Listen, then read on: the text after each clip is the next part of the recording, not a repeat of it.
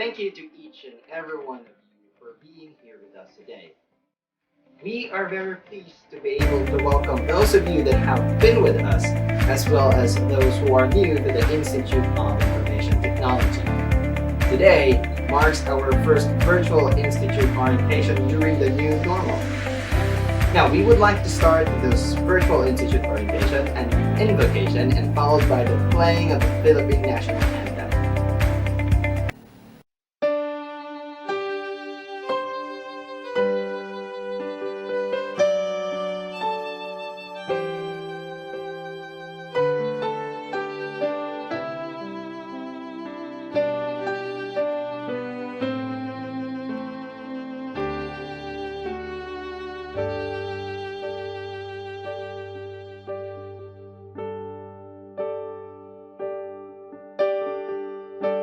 O Diyos, Ikaw ang nagbuhat sa kalangitan o kalibutan, Ikaw kay balaan.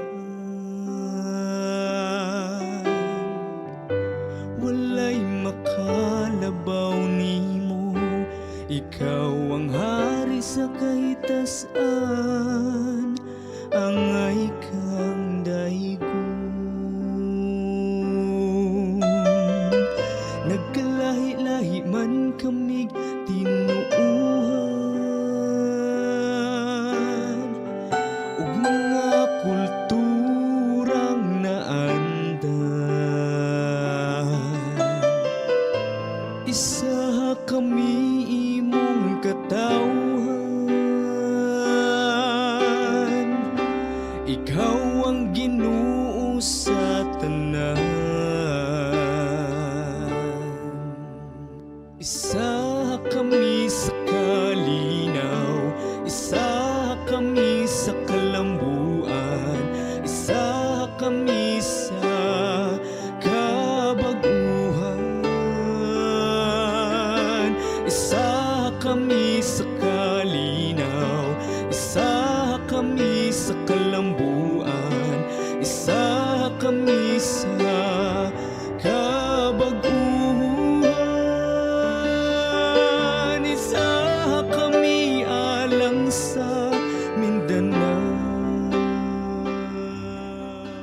Bismillahirrahmanirrahim. Ya Rab, nashkuruka ala ni'matika ala al-haya wal-bara'a allati yu'tika ilayna wal-rizq alladhi istalamna minka ala al-ard wal-ma' wal-nabatat allati tu'ti al-istifada ilayna.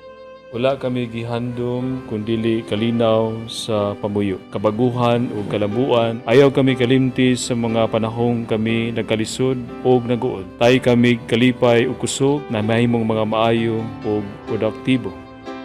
Kana ko'y agsuot na kapag agsuway-suway ko'y, way ag pakag aratay, way ag pakag bulag-balag.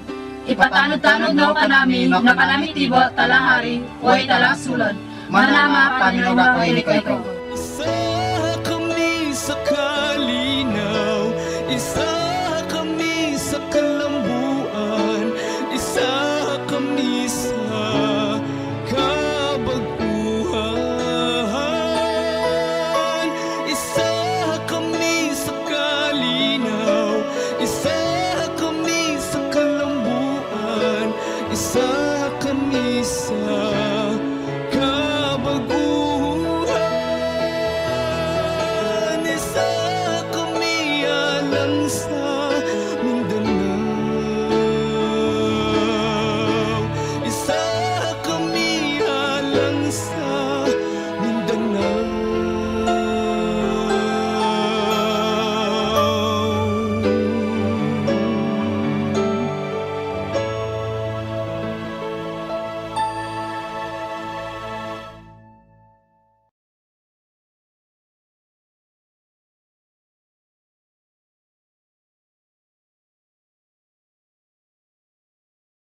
Mga kababayan, ang pambansang awit ng Pilipinas.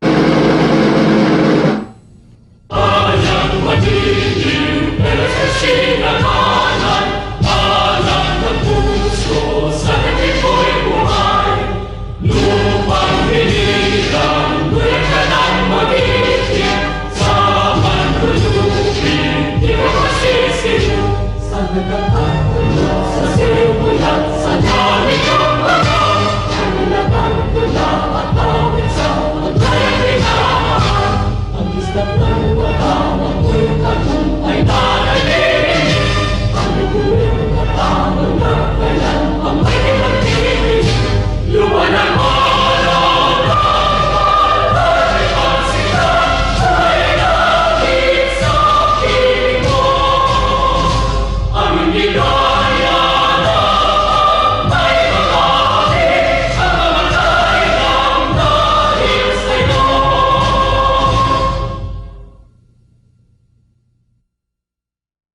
Good morning and welcome everyone. I am Glendale Hadrake and it is my pleasure to be your host for today's virtual orientation. Now, to formally begin this program, let us hear a message coming from the Dean of the Institute of Information Technology, Professor Hazel A. Gamay. Good morning, everyone. I would like to give a warm welcome to each and every one of you, to our college president, Dr. Joy M. Sorosa, to our Vice President for Academic and Research, Dr. Gerly S. Gumanao, our deans, directors, faculty and staff, students, welcome and good morning. To our dear freshmen and transferees, welcome to Davao del Norte State College and the Institute of Information Technology, and to our higher years, welcome back. I am sure that you, our students, are very much eager to attend your classes, but due to this pandemic, COVID-19, we will be delivering instructions with a twist because we're not going to give, for this semester, we're not going to deliver instructions through face-to-face. But I also know that you have already attended the academic orientation yesterday and the Pasinati 2020 for the Office of the Student Services.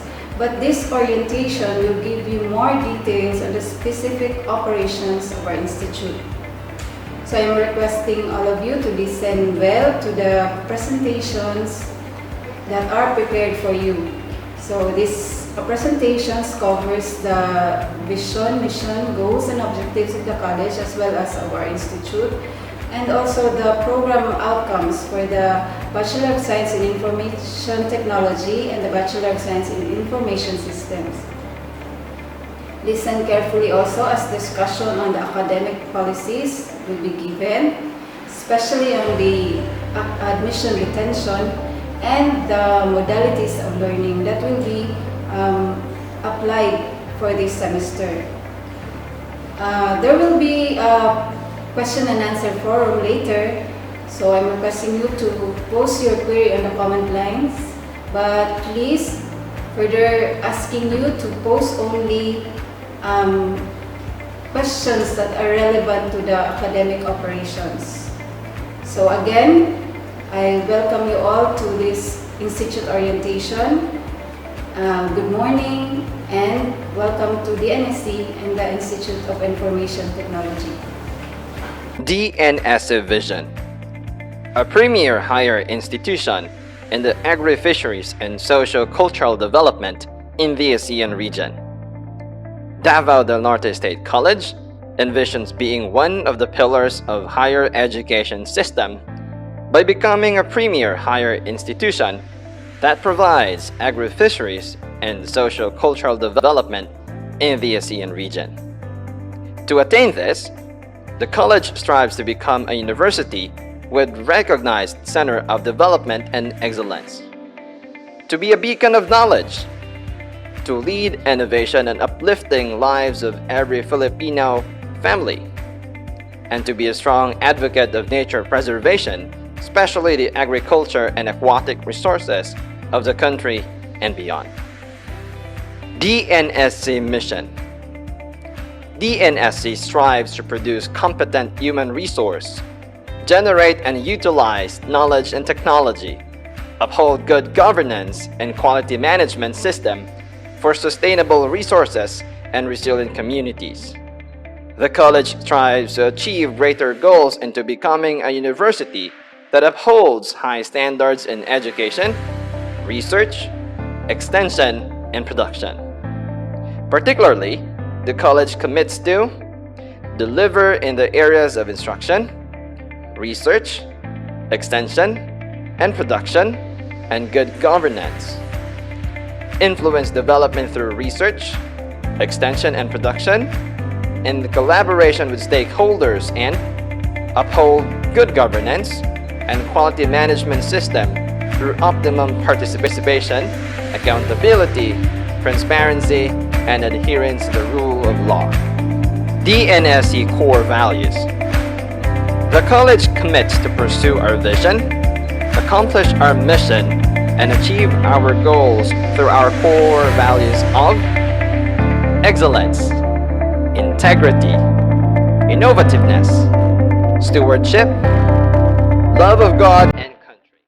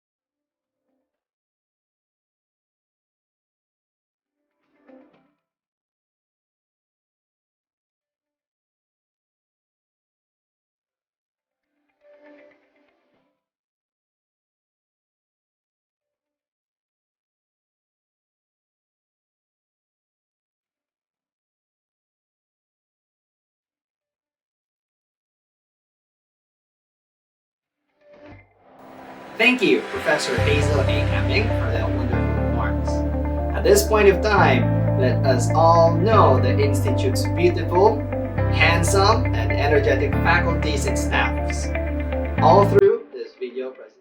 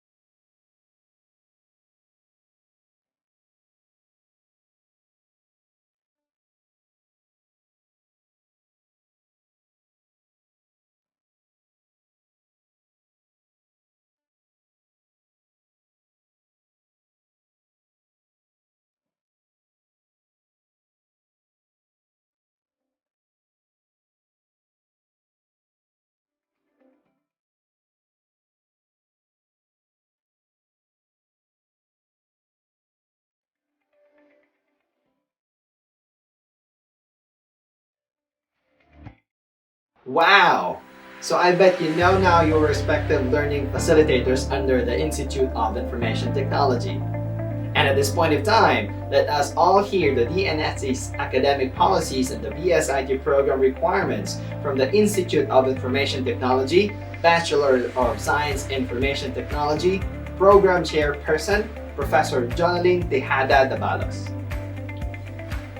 Good day, I am Engineer Jonaline T. Dabalos, the BSIT Program Chairperson, and I am going to discuss the admission, retention, and graduation policies of the Davao del Norte State College as well as the Institute of Information Technology. First is the admission requirements. This admission requirements is based on the College Code, Chapter 36, Section 142. It states that the college reserves the right to admit or reject students on the basis of merit. The college shall give priority to students who have exemplified academic excellence in their basic education, who possess exceptional skills and talents, and who belong to the marginalized or disadvantaged sectors of the society. Ibig sabihin, hindi lahat ng gustong mag-apply at mag-enroll sa college ay tatanggapin.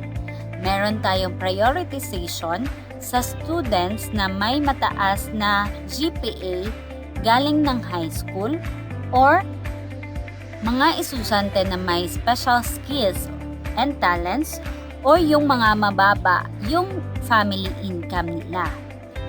Dahil sa pandemic ngayon, hindi tayo nakapag-conduct ng interview.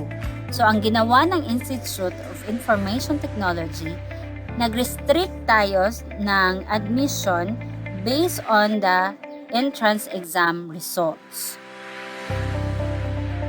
The Institute of Information Technology implements open admission for both BSIT and BSIS programs. However, due to the limited number of classrooms and laboratories available in the college, as well as the number of students who wants to enroll on both courses, we limited our admission to stay 9-3 as of the academic year 2019 to 2020 up to the present. Next is the retention or scholastic delinquency policy. The first section states that the student should not incur more than 9 units of allowable academic deficiency at any given time. Ibig sabihin, kahit first year or fourth year ka pa, hindi ka dapat lumagpas sa 9 units allowable academic deficiency. Ano bang ibig sabihin ng academic deficiency? Ito yung mga remarks na failed, INC or incomplete, drop, at saka NG or no grade. Ang isang subject may academic load siya na 3 units except sa IT 111 at IS 111 na may equivalent load na 5 units at saka mga PE subjects na may equivalent load na 2 units. Sa isang semester, kung bumagsak ka ng 3 hanggang sa 4 na subjects, hindi ka natatanggapin sa college. Hindi ka na rin pwede makapag-shift to other courses unless kung makomply mo yung mga academic deficiency mo. Next, students shall maintain a general point average or GPA grade of not lower than 2.5 or 79.5 in any given semester. Failure of doing so shall be subjected to a probationary status in the succeeding semester. Ibig sabihin, dapat mag-maintain ang isang estudyante ng GPA na 80 and above. Students who have attained a GPA below 2.5 for 2 consecutive semesters shall be advised to shift or to transfer to other programs in the college.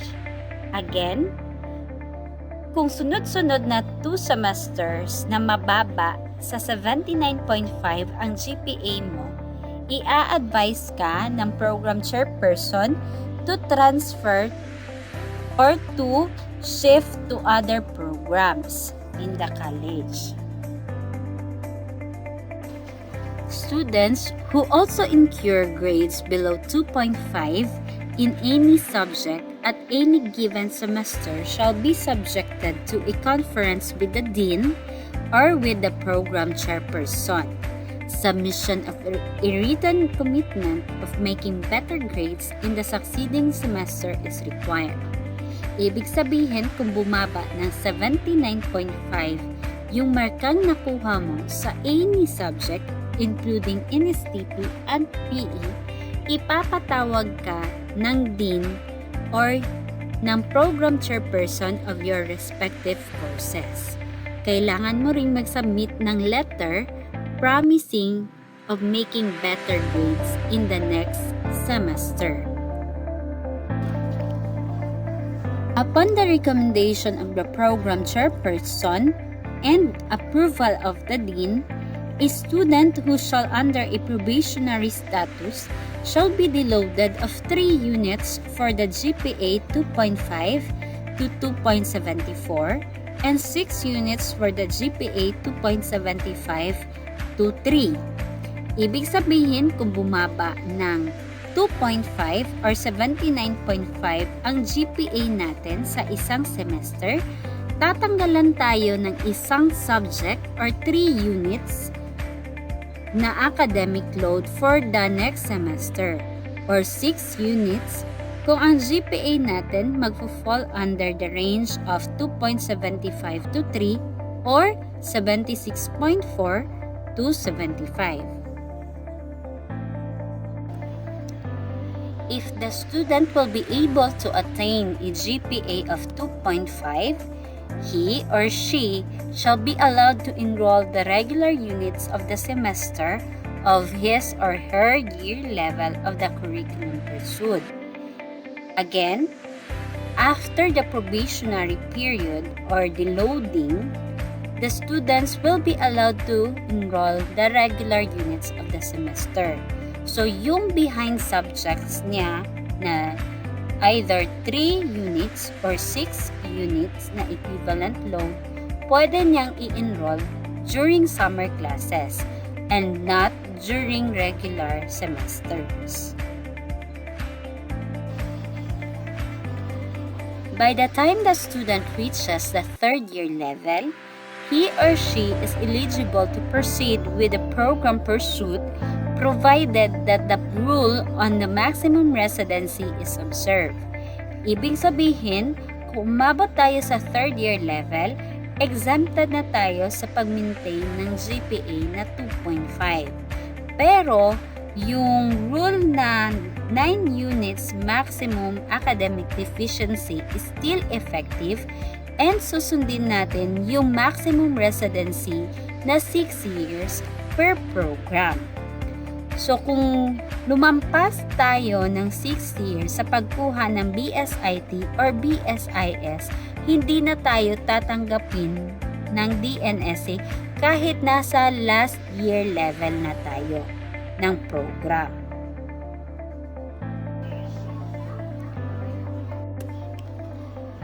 Next is shifting of programs. A student is allowed to shift from one program to another program and across institutes provided that he or she complies with the admission requirements of the program.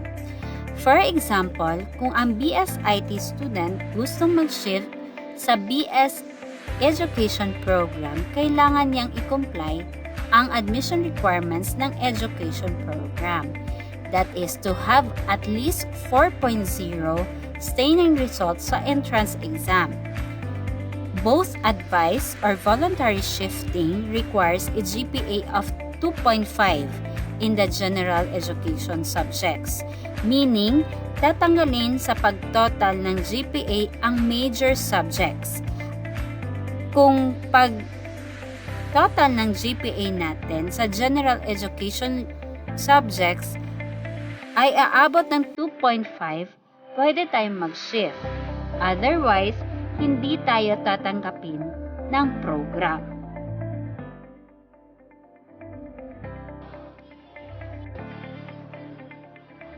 This is the grading system that the college implements. 1.0 is equivalent to 98 to 100. 1.25 is equivalent to 95 to 97. 1.5 is equivalent to 92 to 94. 1.75 is equivalent to 89 to 91. 2.0 is equivalent to 86 to 88. 2.25 is equivalent to 83 to 85. 2.5 is equivalent to 80 to 82. 2.75 is equivalent to 77 to 79. 3.0 is equivalent to 75 to 76. 5.0 is equivalent to 74 and below, and that is already failed remarks. INC is equivalent to incomplete remarks. The college also uses a base 50 grading system. That is, to get the percentage of your score, your row score will be divided to the total number of items multiplied by 50 plus 50. Say for instance, kung ang score mo sa 100 items quiz is 50, 50 will be divided into 100, that is 0.5 times 50, 25, plus 50, that is 75. So 75 yung percentage score mo sa 100 items quiz. In short, hindi masyadong mahirap mag-maintain ng grade sa DNSC kasi may base 50 score ka na sa lahat ng course requirements. Next is attendance. Based on the College Code, Chapter 48, Article 179, a student is given 10% allowable excuse and unexcused absences of the total number of hours required by his course prior to midterm exam. That is 5.4 hours lecture or 3 meetings lang or sa lecture subject at 9 hours for the with lab subjects. First is the admission requirements. This admission requirements is based on the College Code, Chapter 36, Section 142. It states that the college reserves the right to admit or reject students on the basis of merit. The college shall give priority to students who have exemplified academic excellence in their basic education, who possess exceptional skills and talents, and who belong to the marginalized or disadvantaged sectors of the society. Ibig sabihin, hindi lahat ng gustong mag-apply at mag-enroll sa college ay tatanggapin. Meron tayong priority seat. Students who incur more than the allowable absences after the midterm exam shall automatically get a failing grade of 5.0. Except in cases of illness, death of an immediate family member, and transfer of residence. However, corresponding proofs are required. This is the grading system that the college implements. 1.0 is equivalent to 98 to 100. 1.25 is equivalent to 95 to 97. 1.5 is equivalent to 92 to 94. 1.75 is equivalent to 89 to 91. 2.0 is equivalent to 86 to 88. 2.25 is equivalent to 83 to 85. 2.5 is equivalent to 80 to 82. 2. Next is for the academic honors for non-graduating students. For student with honors, the following rules must be satisfied. The student must have no incomplete or INC remark in all subjects during the semester. The candidate must also have taken at least 18 units of academic load per semester. For first honor, you must have a GPA of 1.5 to 1.0, or that is equivalent to 92 to 100. And your lowest grade should be 1.75 or at least 89 in all subjects. For the second honors, you must have a GPA of 1.75 to 1.51, or that is equivalent to 89 to 94, and your lowest grade is 2.0 or at least 86 in all subjects. Next is for the academic honors of graduating students. The highest academic honor is summa cum laude with the GPA of 1.25 to 1.0, or that is equivalent to 95 to 100 with the lowest grade of 1.5 or 92. Next is magna cum laude with a GPA of 1.5 to 1.26, or that is equivalent to 92 to 94, and with lowest grade of 1.75, or that is equivalent to 89. And cum laude with a GPA of 1.75 to 1.51 or 89 to 91 with a lowest grade of 86. You must take note that the student must have no INC remark in all of his or her subjects taken. The college also awards non-academic honors, such as Student Leader of the Year Award, Service Award, that is consistent service to the school in various organizations for 6 semesters, Gawad Likha, or recognition for outstanding achievement or contribution in painting, graphic design and sculpture, and Best in Computer Operation, or recognition of students who have demonstrated significant contribution in the development of programs or systems necessary in efficient processing of information in the college and community.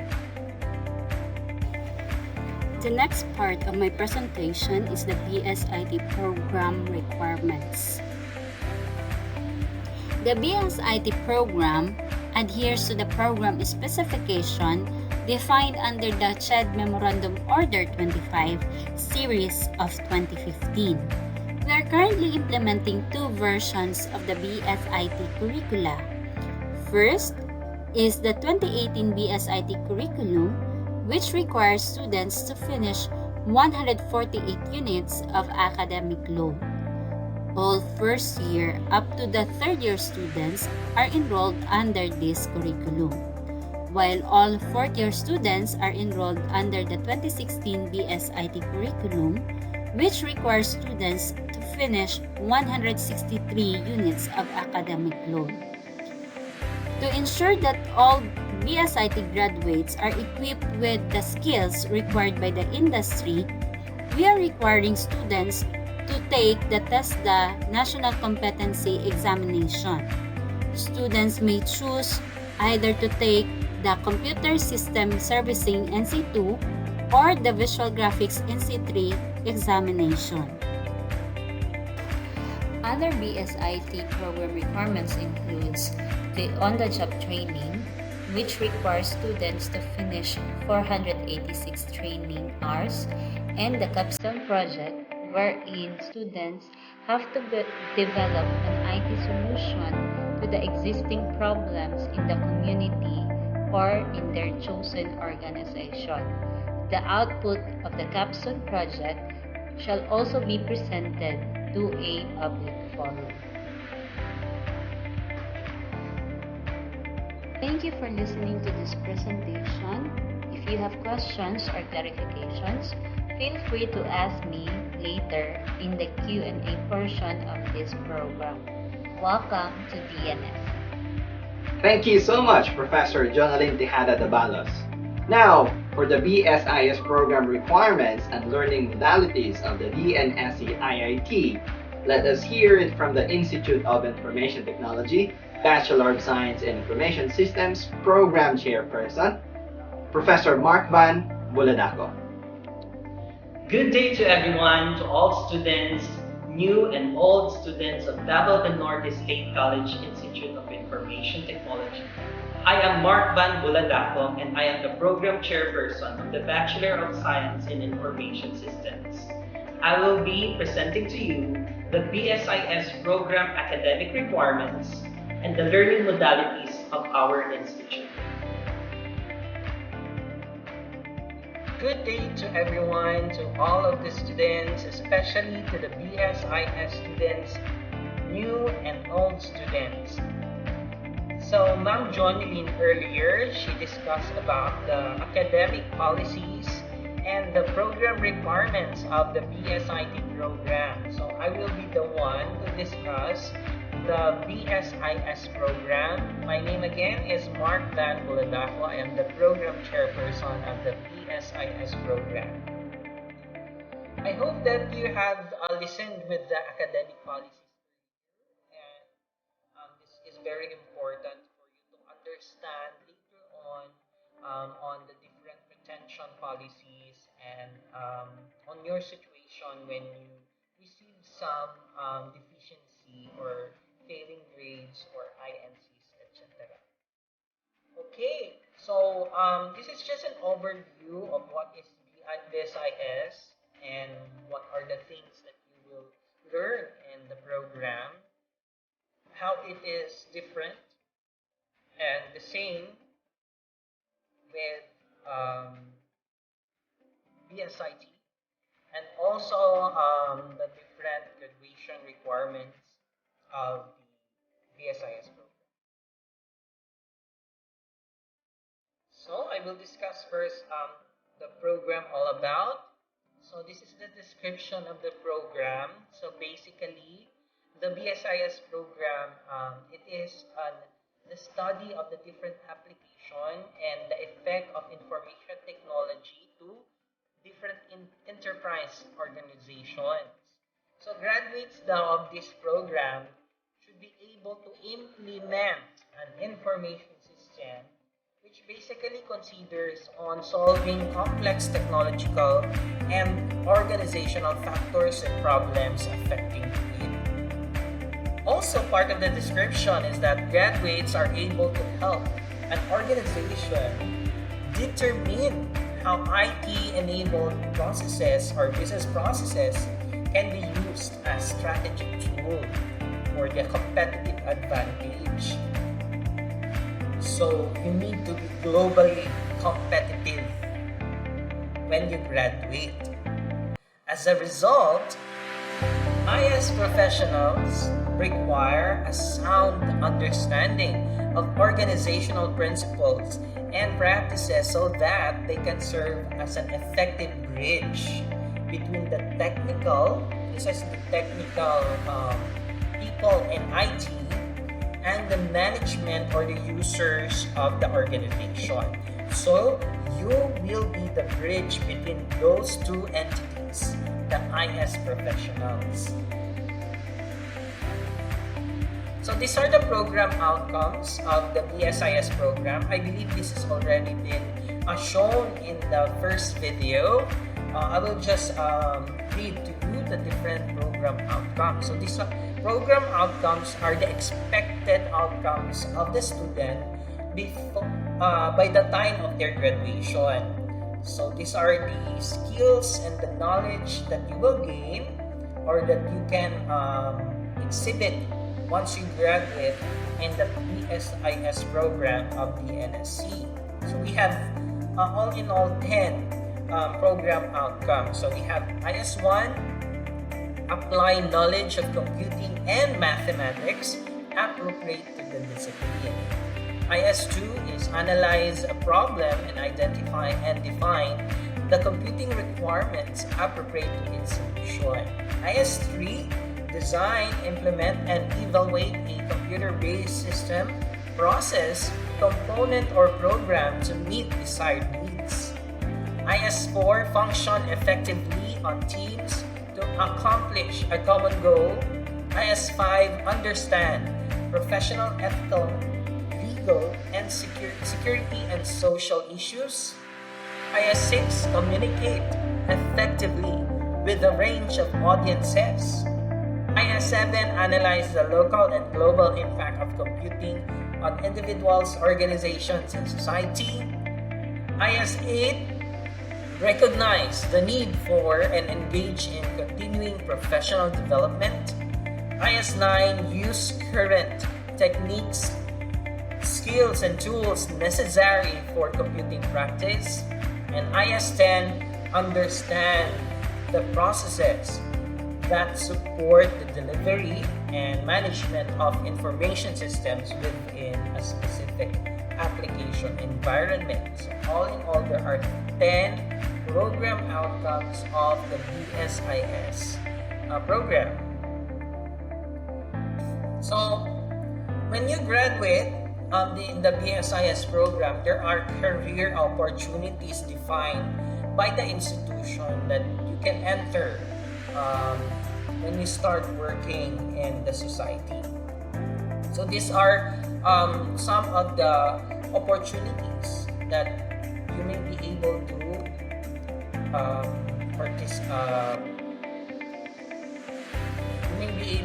join or work with. So first is systems analyst. So this is one of the main career of an information systems graduate. So you can become a systems analyst for an enterprise organization or an IT company. Then you can become a business process analyst, doing design and analysis of the different routines and processes that solve business problems. You can also become an IS manager, so you will be handling different projects of information systems in organizations, and you will be the one to head it. So ikaw yung mag-head ng mga programmers, mga analysts, designers, testers, quality assurance, etc. Or project manager, so you will be tasked to manage the team of different IT-related projects. Quality assurance specialist, data analyst, end user trainer, application developer, if you really want to pursue programming, IT or IS instructor, just like me, or IT or IS auditor. Okay, so there are many career paths, but this is just the top careers that you can pursue when you graduate the program. So what can I learn in BS in Information Systems? Ano bang nasa BSIS that separate us from different IT-related programs? First, of course, as a requirement of the different ICT-related programs, you need to be able to code in basic coding, okay? In order to understand the different processes of the system. At least you need to have a basic knowledge in programming and coding.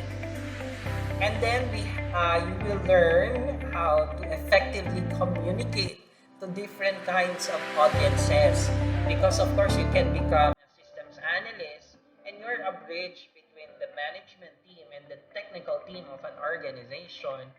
You need to effectively interact and communicate as the bridge of these two entities. You will learn how to visualize data using different tools and techniques. Since you can become an IS manager, of course, it is needed to know how to manage information systems and to analyze the different processes that is implemented in the information systems of an organization. Then you will study about system analysis and design. Ito yung parang pinaka-important factor or important topic ng BSIS kasi the main career of an IS is to become a systems analyst. So, kailangan ma-master nyo somehow yung mga concepts and mga tools and techniques used in system analysis and design. You will also learn about data mining and machine learning. Sa ano na yan siya? Sa third year na part.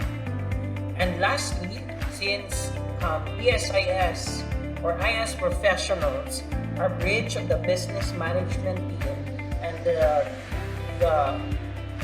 technical team, you need to be knowledgeable about different business processes. So there are also courses or subjects in the program that will help you to understand and analyze different organizational business processes.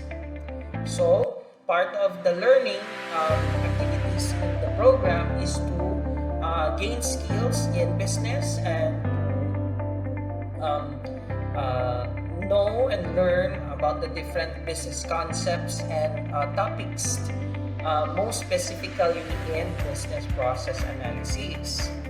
You will also learn about business intelligence and accounting. Yes, meron po tayong accounting na subject. And we also have a financial management subject, which is important to the program.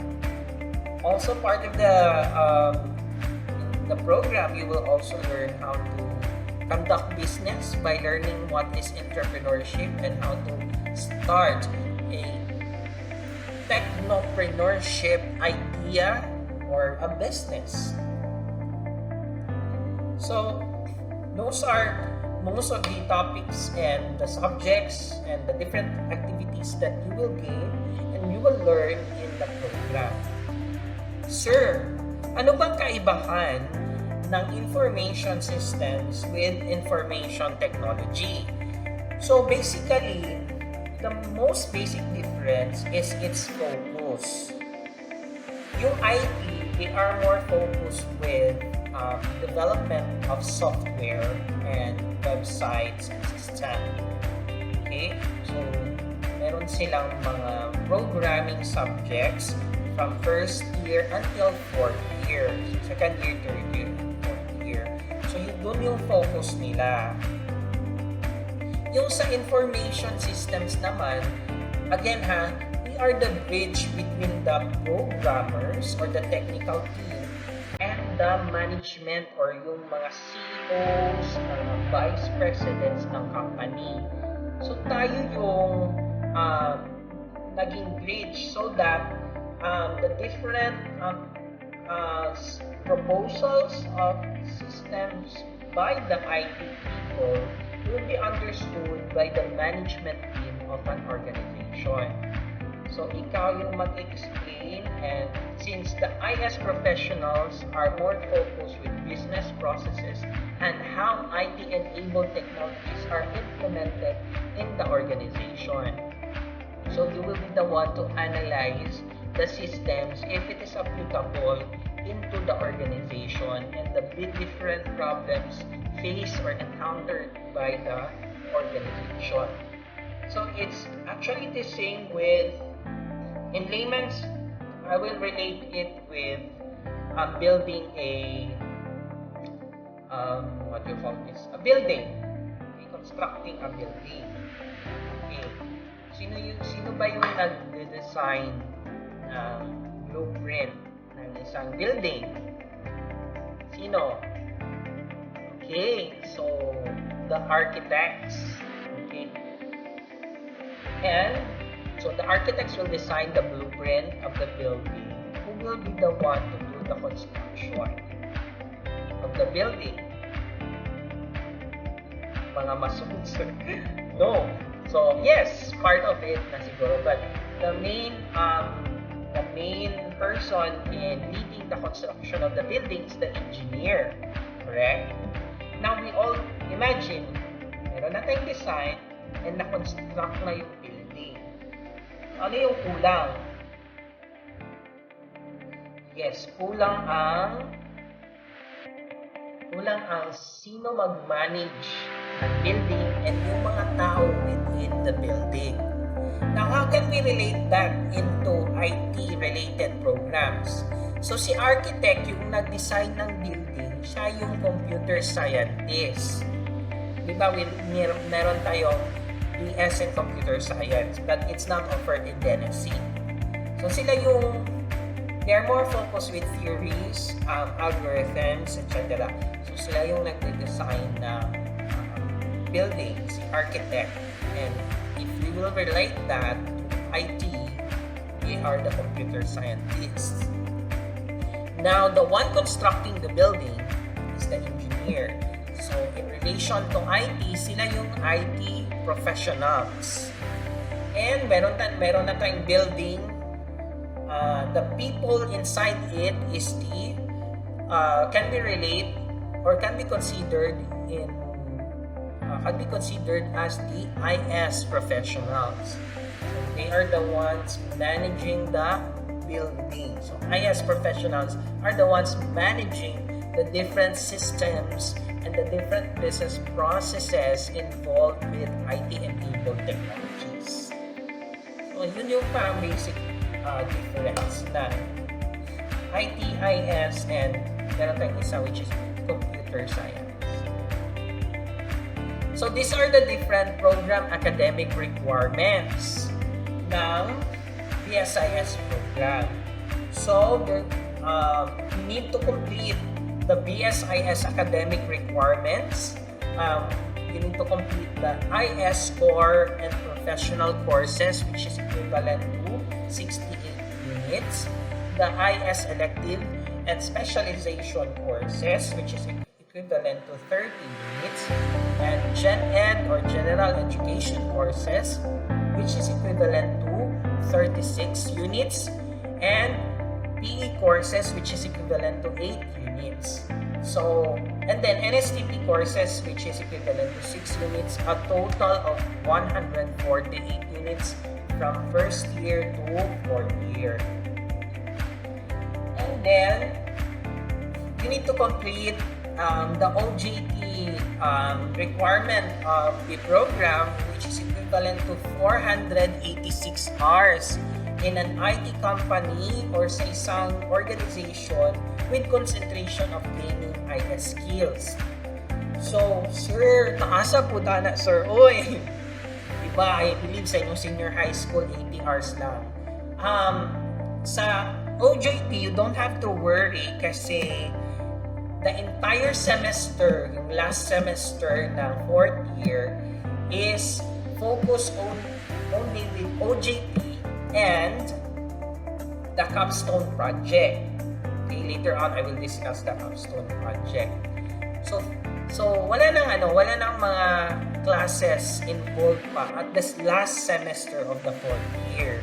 So you can do your OJT the entire 5 months and your capstone project. Okay, so 486 hours. Sir, saan po kami pwede mag-OJT? So you can do OJT in IT company or in any organization, medium or large organization, with concentration na makagain kayo ng mga skills in which I provided earlier, yung mga program outcomes.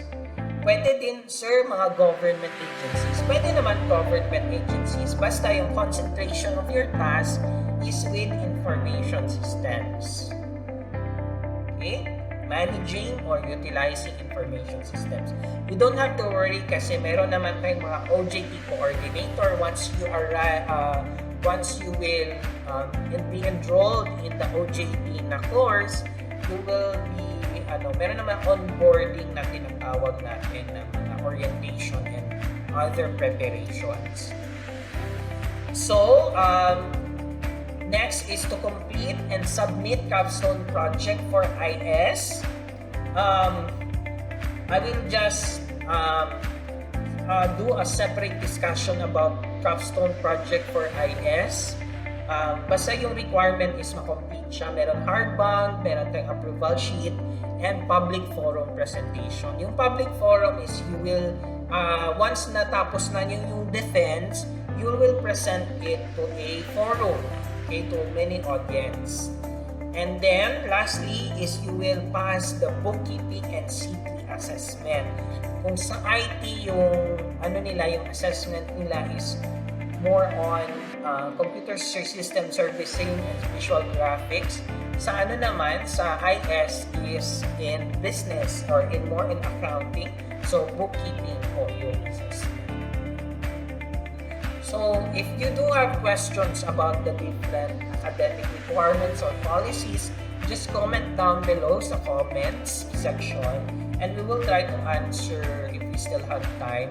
Kung wala naman, you can message me naman through Facebook or through email. I will show to you my later my contact details. Kung nahihiya kayo, i-comment yung question nyo. Okay? So those are the different program academic requirements, and I hope to all of the new students, good luck to you, and I hope you will really pursue your dreams on finishing the program and finishing college studies. So I have some motivational messages, not from me. Baka maabot we can have more time pag ako yun. Anyways, I invited some of the upperclassmen to give some motivational messages. So, here are the messages. I also invited a IS professional na she will give you a motivation message once you start working in the field of IS. Students, I wanted to give you a message to motivate you guys.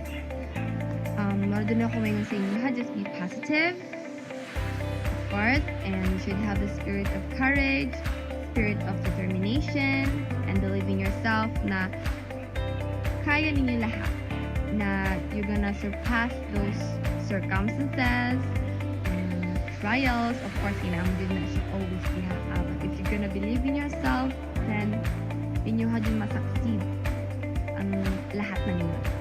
And also, don't forget to pray that because in God, everything is possible. Yes, that's my motto. When the time is, piling mo imposible na kahit anan, but pag nudul ka na sa Ginoo and ask for help, guys, I tell you, tinuod yun na siya nga masurpass ninyo ang mga imposibleng abing yung dili na masurpass. Like, for example, sa pag-graduate, I really believe in myself and in God na makagraduate ko. And I'm so thankful and blessed na nakaproceed ko second year. And I wish and I hope na makagraduate ko. And also you guys, kamukod. And also, I really dream makagraduate ko because I wanted to help my family, my mama, na, because pobre me and ako ang breadwinner sa ilaha, wala na mi papa. So, gusto ko na makahuman maning kamo sa pag-eskwela because gusto ko matabangan ako ng mama. And I know na kamo po guys, that of course, eskwela mo because gusto sa inyong parents na naamoy better job, better future, and better life. Just don't forget na kung usang inyong aim and inyong goal. And that's all. Kamot kita guys, laban lang sa life. Just be positive and always pray that we need. Thank you. Bye. Hi guys.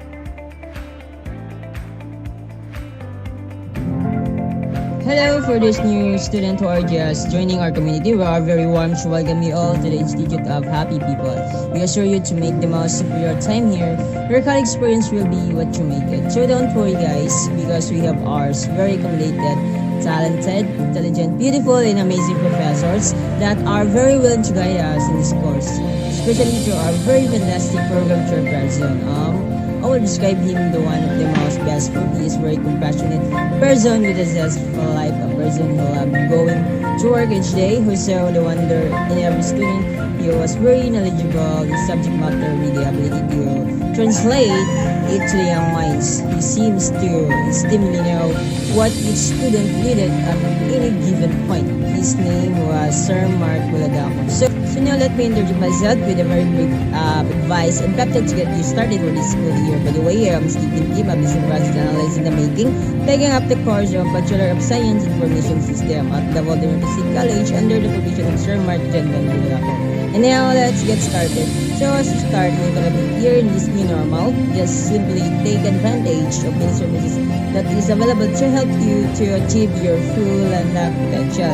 I know most of you are out of school here with a lot of anxiety, or shall I say a lot of nervousness that lies ahead. So, to the kiddos, as your senior upper class, we are gladly and very warm to help you to guide into your journey at this course. I have fantastic experience that I will never forget, and I can never repay those things for all the experience that made me possible to mold my learnings. All I can say to all freshmen and sophomore in this course, a very tested advice that I can share you all is, time can be your best friend and also your worst enemy depending on whether you use it or waste it.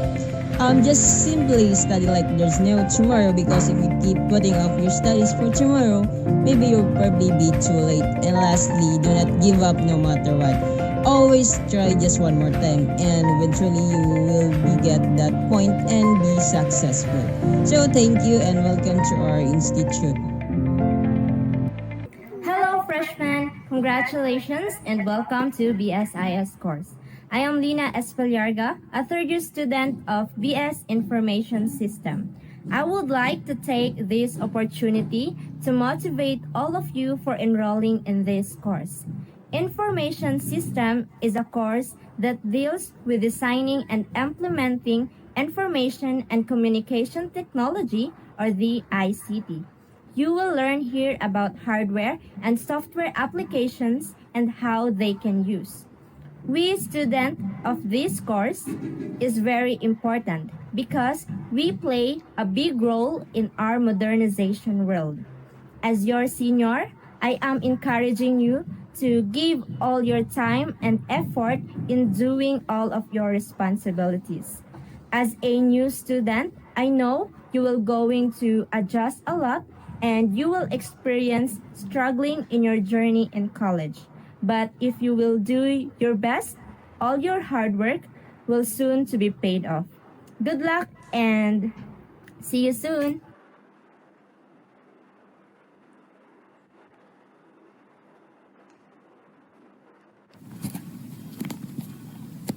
Good day, everyone. I would like to acknowledge and welcome all the newly students of Davao del Norte State College under the Bachelor of Science in Information Systems. In BSIS, you don't need to be intelligent as long as you have these three kinds of attitude. You have to plan, you have to analyze, and you have to communicate. I know you will encounter these terminologies in the long process in the BSIS. Good luck and God bless everyone. This is Philip Jan Alpaha, your third-year student in BSIS program.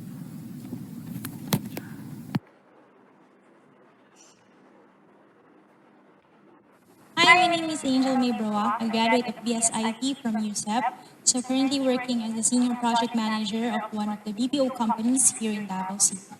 What I wanted to say is, okay lang na matakot tayo, okay lang na magtanong tayo what's life ahead after graduation because it's normal. But always remember na being an IT graduate, marami tayong pagpipilian, marami tayong choices, and meron tayong mga advantages because we learn technologies in advance. We don't have the limitations like we keep on telling ourselves na kapag graduate tayo, we always landed a position such as web developer, programmer, so on and so forth. So how about yung mga hindi talaga magagaling on those field? So, whatever job na papasukan nyo after graduation, always remember to keep or to work with the right attitude because companies will always hire you first because on your credentials, but the companies will treasure you based on how you work as a team member. So, yun lang. Good luck and enjoy learning information technology. Thank you to all who have given their motivational messages. So, the upperclassmen, yung mga kuya and ate nyo, thank you for motivating our new students. And to Miss Angel May Broa, thank you for lending us your precious time to motivate the new and existing students in BSIS program of DNSC. So, as I said earlier, you can, if you have questions later on, maisip nyo, you can contact me through Facebook or through email and through my mobile number. But I prefer Messenger. Also, this is my naka-flash ata sa live. So, you can take it to note down this my contact details. So that ends my presentation about BSIS program and the different requirements for the program. We will now proceed to the different learning modalities. Good day again to all new students, to all freshmen and transferees of the BSIT and the BSIS program. So here I am again. I will be discussing to you the new learning modalities of the Institute of Information Technology. So we are all in the pandemic right now and we need to adjust with the new normal, and we need to apply modalities that is applicable for the current situation. So again, we are in the quarantine. We cannot conduct face-to-face classes. However, we can still pursue learning and we can still continue our college learning through different modalities that are available through the use of technologies. So, the DNSC IIT learning modality, we will be implementing a flexible learning mode. This means that it is a combination of synchronous and asynchronous learning. When we say synchronous learning po, this is basically a real-time learning. Kumbaga, the instructor and the student will be interacting real time. This could be through video conferencing or virtual meeting or through real-time conversations such as chat or text messaging or call. Asynchronous learning, these are modalities that involves technologies and strategies that doesn't need to be at the same time or real time. We could use email, Facebook groups, or what we call as the LMS or Learning Management System. So we will discuss later about the Learning Management System or LMS. So again, the NSC, specifically in the Institute of Information Technology, we will be implementing flexible learning, which is a combination of modules or modular approach and online distance learning, and also other supplementary learning methods that will supplement with the module and the online distance learning. Now, we will discuss about modular distance learning. So basically, modular distance learning are through the use of what we call as modules. So modules are basically like a textbook. Okay, so there are objectives, there are lessons, and there are activities and assessments in the modules. So basically, modules are individualized instruction that allows learners, the learners, to use self-learning modules in digital format. For the BSIT and the BSIS program, will be utilizing digital format in a form of PDF or web pages. So again, the modules include the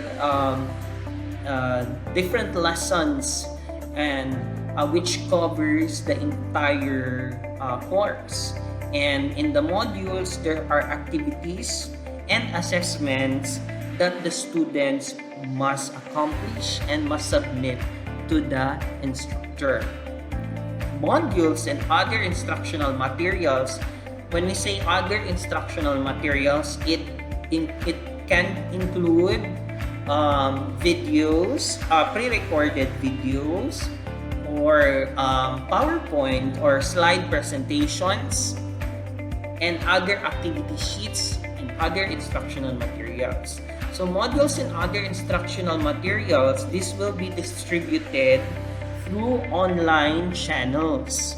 When we say online channels, it could be through our LMS, through email, through Facebook groups or Facebook messengers, and other online channels. Instructors are mandated to distribute these modules to the students per week or 2 days before the start of the class. So the learners may ask assistance from the teacher from time to time.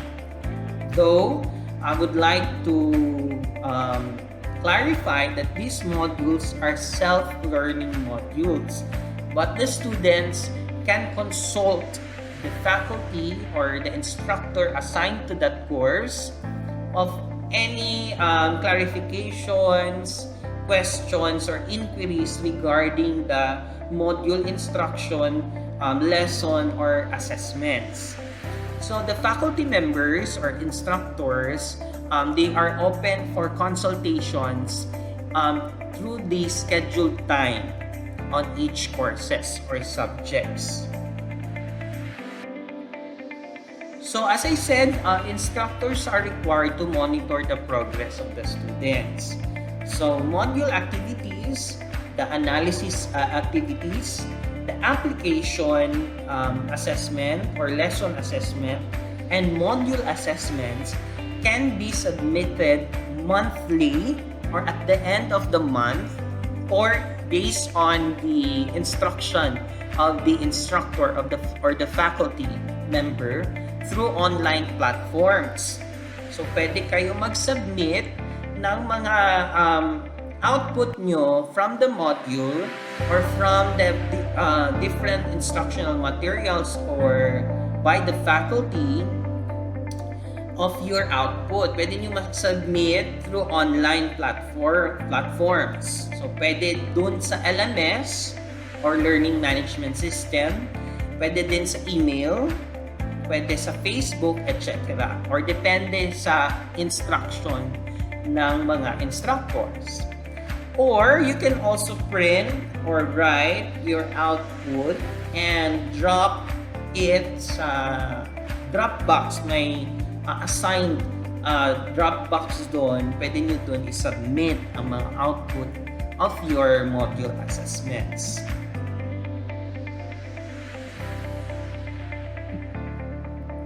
So the other type of learning modality, which is also part of the flexible mode, is the online distance learning. So in online distance learning, it features the teacher as facilitator, engaging the learners for active participation through the use of various technologies. Okay? So, in online distance learning, it allows the live synchronous instruction and interaction between the teacher or the instructor and the learners or the students. So when we say again synchronous, that means it's a real-time interaction. It could be via virtual meeting. Okay, I believe you are familiar with Zoom right now. It's very popular, which is a virtual meeting app, or Google Meet. You can also do synchronous instructions through chat or through text messaging. It will be done also during your class schedule. So you can check your class schedule on your IAIMS or on your certificate of registration, or you can also ask your instructor for the time schedule for any online distance learning activity or a virtual meeting. So it depends on the instructor kung mayroon ba silang virtual meeting na through Zoom or mayroon ba silang virtual meeting through chat. So if the instructor requires the students to participate in synchronous learning such as chat, so we encourage students to at least have a participation with during the synchronous learning activity. However, we will understand if at that time you have difficulty in connecting to the internet. So just inform your instructor ahead of time that you have difficulty at that time, so that the instructor they can arrange a separate activity or some considerations for you. Okay, this the online distance learning is also a supplementary for the modular approach. So we have modules, so instructors have the option to conduct virtual meeting. It could be through question and answer siguro if you did not understand some parts of the modules, or there will be some presentations or demonstrations that require synchronous activities. The online distance learning or virtual meeting, it's not all the time, I believe. It all depends by the instructor, and it must fall on the schedule of the class. There are also other supplementary approach that will supplement and aid to the modular and online distance learning. So the instructors can record their lecture video so that you can view, you can watch and re-watch their lecture videos. The instructors also can record audio instructions. We call it as podcasts. So pwede niya i-stream also in the internet if the instructor want to. There are also Facebook groups and group chats that we can conduct communications and interactions with your instructor. And we can also offer you text messaging. Okay, and if you have difficulty connecting to Facebook and other course management platforms, so the instructor also have an option. But the main learning management system is the DNSC LMS. But the instructor has the freedom to choose other course management platforms such as Google Classroom, Edmodo, and Schoology, and other supplementary approaches. Instructors are required to conduct class orientation. I believe at this moment, most of your instructors already conducted class orientation to you are the students, through any modes of communication. It could be through virtual meeting, it could be pre-recorded lecture, class orientation, or it could be sa chat or on your Facebook group. The Information Technology Services Office will provide DNSC Gmail accounts to all students, and this will be used for to gain access to the DNSC Learning Management System. So as of the moment, hindi pa tapos po yung DNSC Gmail accounts. If tapos na po ito, your program chairperson or the dean of the institute will distribute it to the students. So once meron na kayong login credentials of the DNSC LMS, you can now access the website for the learning management system exclusive for DNSC. And you can see there the different courses enrolled or enrolled by the instructor. Okay. So this is the DNSC LMS website. So you can write down the URL of the DNSC LMS website. So once you already have an account, username and password, you can now access the DNSC LMS. So this is the main learning management system that will be utilized by the instructors of each of your courses. So this is another view once you log in. So this is the view of the dashboard of the DNSC LMS once makalog in. We also have the Institute of Information Technology do have a Facebook group where we post important public announcements.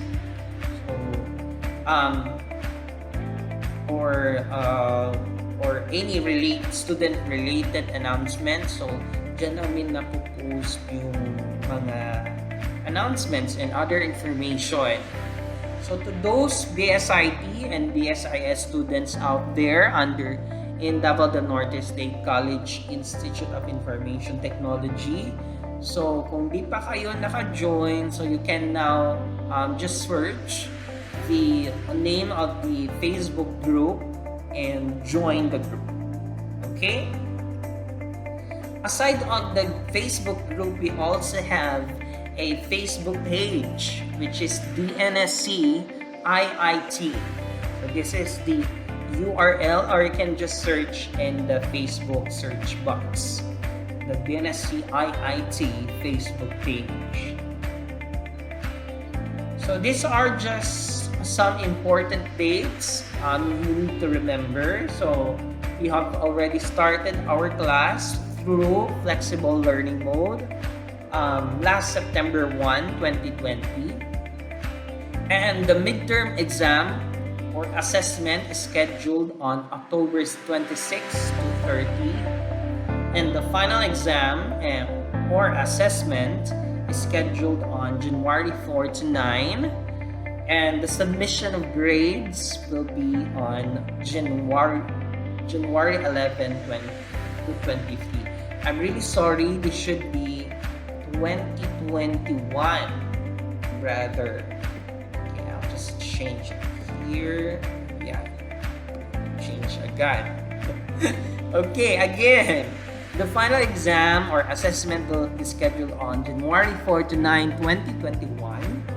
And the submission of grades will be between January 11 to January 23, 2021. So you can save all of these dates that you need to remember. So you can contact us through the Facebook page, which is the DNSC IIT, which we have shown earlier. And you can also email us at iit@dnsc.edu.ph. I will end my presentation with a quote from Malcolm X. Education is the passport to the future. For tomorrow belongs to those who prepare for it today. Have a nice day to everyone. So if you do have questions, just post it in the comment section of this Facebook Live. Thank you, and I will return the floor. Sir Glenn, for the next juncture of this presentation. Thank you so much, Professor Mark Van Bulanaco. At this point, I'd like to take this very opportunity to remind everybody about the email netiquette. I am encouraging everyone to sincerely listen and understand the do's and the don'ts in composing an email. Writing an email is the equivalent of making a sandwich for your teacher. A good sandwich requires a good foundation with proper layers, just like an email. Now, it may be cheesy, but it's a big deal. A bad email is like a moldy sandwich. Would you have your grandma eat a moldy sandwich? Of course not. Then why would you send one? So, let's consider this. What is a good email? There are a lot of important ingredients that go into making a good email. First, you need a proper tone, subject, greeting, body, signature, and finally, the best practice is to send it from your DC mail. Adding too much sauce, especially hot sauce, to a sandwich can completely ruin it. Hot sauce represents aggression in an email, and nobody wants a burning mouth. Just like no one wants to receive a threatening email. Don't send one. Remember, you're not texting your friends. You shouldn't be spamming your professor by sending multiple emails like a text. Tone it down on the spam, get it? Now, take a look at the tone being conveyed by this sentence. Are you kidding me? Susan, what does this mark? I was only 1 day late. That's just awful. Now, take a look at what a proper tone looks like. Hi, Professor Stewart. I have reviewed my recent assignment grade and was wondering if I could book some time with you to discuss how to improve. Now, that's the perfect amount of sauce. You want the sandwich that you eat to be professionally made, just like the relationship between you and your professor should be kept professional and respectful at all times. A proper tone is not enough to make a professional email. You also want to use the appropriate sandwich-like structure. The subject should be detailed and straight to the point. The greetings should be respectful and address them by their title, unless otherwise requested. Remember, hey is not an appropriate way to address your professor or future boss. Make sure to include your name, student number, course, and class to be easily identified. Some teachers have over 200 students. How would they know which one is you? What makes a sandwich whole is its protein, as does the body of an email. Within your body, you should state the reason for contacting them, and it should be clear, concise, and correct. To top it off, your sandwich needs a slice of cheese, just like every good email should end with a signature. If you don't have these ingredients, that's a poorly made sandwich. Now, you're ready to send it off. Remember, best practice is to make sure it's from your school email. Now that you know how to create that perfect sandwich, email, you can ensure that you'll get a professional reply from your professors. I hope you're hungry. Enjoy your sandwich.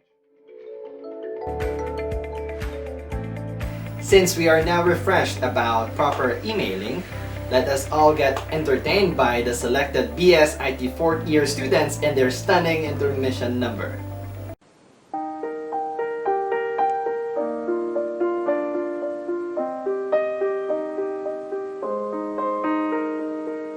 I'm going under, and this time I fear there's no one to save me. This all or nothing really got a way of driving me crazy. I need somebody to heal, somebody to know, somebody to have, somebody to hold. It's easy to say, but it's never the same. I guess I kinda like the way you numb all the pain. Now the day bleeds into nightfall, and you're not here to get me through it all. I let my guard down, and then you pulled the rug. I was getting kinda used to being someone loved. I'm going under, and this time I feel there's no one to turn to. This all or nothing way of loving got me sleeping without you. Now I need somebody to know, somebody to heal, somebody to have. It's easy to say, but it's never the same. I guess I kinda like the way you help me escape. Now the day bleeds into nightfall, and you're not here to get me through it all. I let my guard down, and then you pulled the rug. I was getting kinda used to being someone you loved, and I tend to close my eyes when it hurts. Sometimes I fall into your arms. I'll be safe in your side till I come back around. For now the day bleeds into nightfall, and you're not here to get me through it all. I let my guard down, then you pull the rug.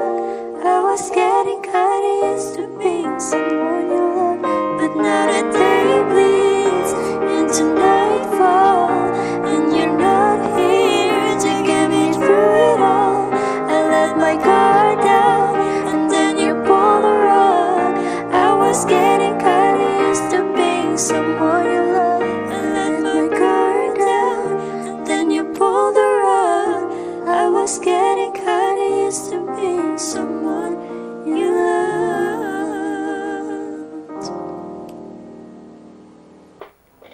Wow, that was really amazing. Anyways, we would like now to hear your comments and questions regarding what we talked about today. So I am encouraging everyone to comment down your questions and from which program, year, and set you come from.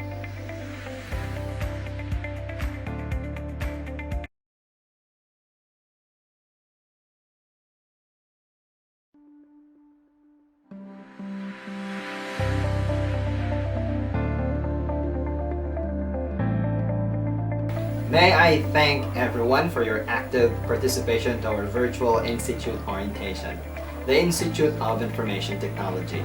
I hope that you have taken a lot of things from our program. Now, to formally close this program, let us all hear a closing remarks from one of the Institute's senior faculty, Professor Rogelio Masangkay. Okay, good morning everyone.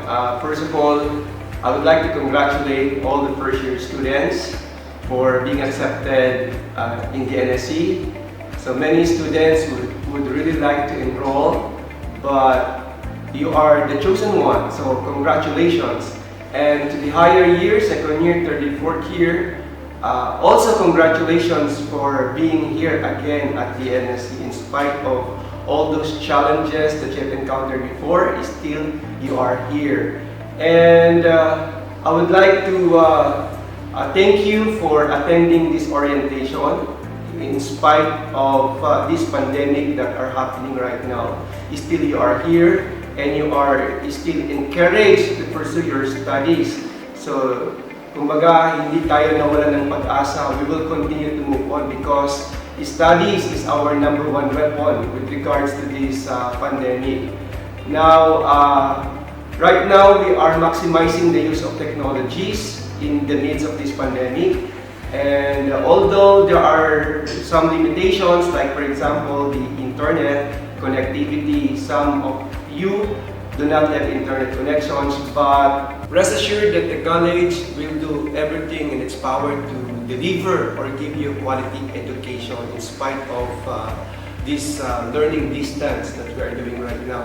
And we also ask your commitment to do your part also, so that you could also learn effectively. It's like a two-way relationship. The students and the teacher must always cooperate with each other in order for you to learn and in order for us to give you the best quality education. So once again, thank you very much and God bless you all. So on behalf of the Institute of Information Technology, faculties and staff, I, Glendon Adraque, wishes you a very good day. Thank you so much and goodbye.